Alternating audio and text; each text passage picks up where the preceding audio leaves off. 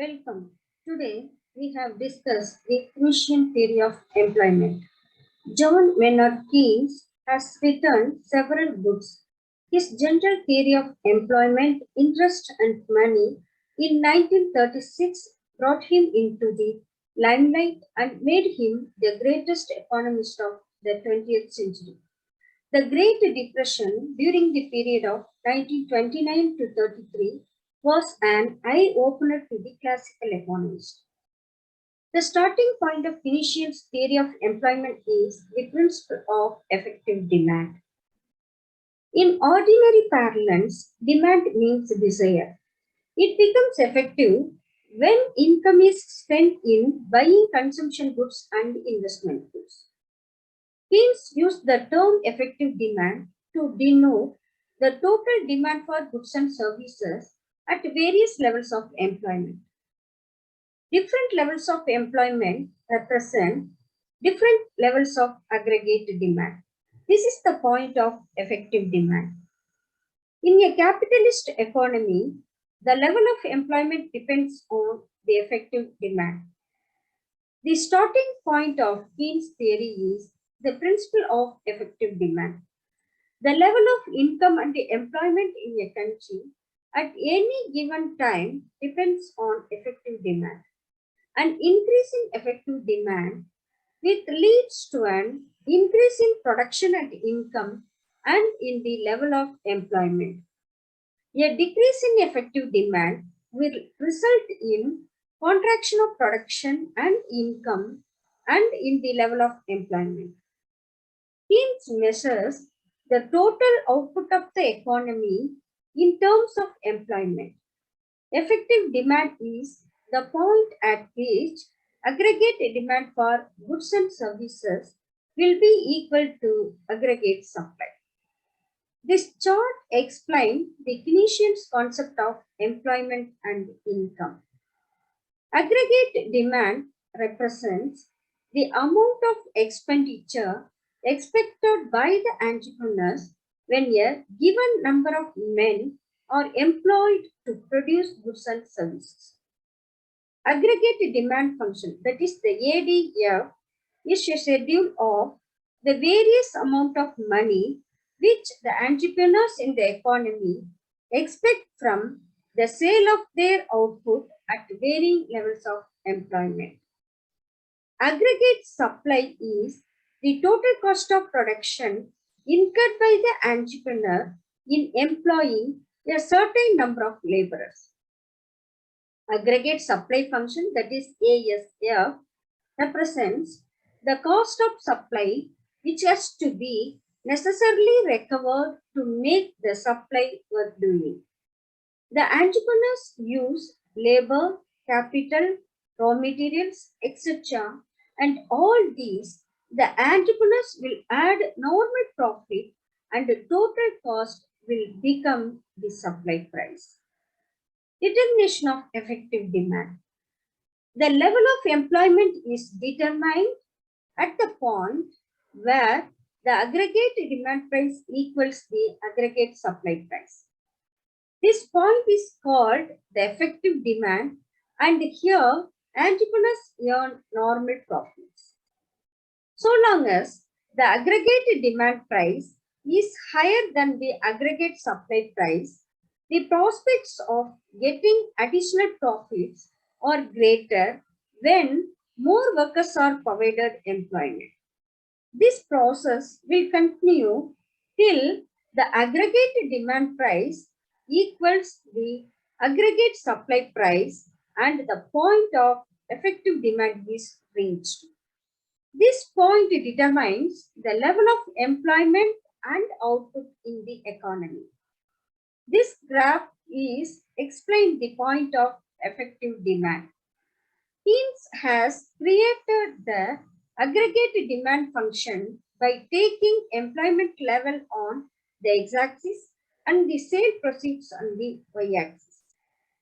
In this figure, AD is the aggregate demand function and AS is the aggregate supply function. These two curves intersect at point E, which is the point of effective demand. At this point, aggregate demand function is equal to aggregate supply function. At this level of employment, receipts are equal to cost. This equilibrium is called the underemployment equilibrium. Thus, Keynes stresses the importance of effective demand, which represents the money actually spent on the products of industries and services produced in the economy. The total expenditure consists of two parts, that is the consumption expenditure and the investment expenditure.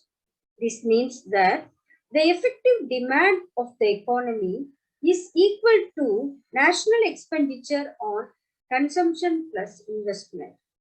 Thus, effective demand ED is equal to Y, which is equal to C plus I, which is equal to output and which decides employment level in the economy. Y means income, C means consumption, and I means investment. The consumption function is also called as the propensity to consume. It refers to the income-consumption relationship. It is a functional relationship between two aggregates, that is, total consumption and the gross national income.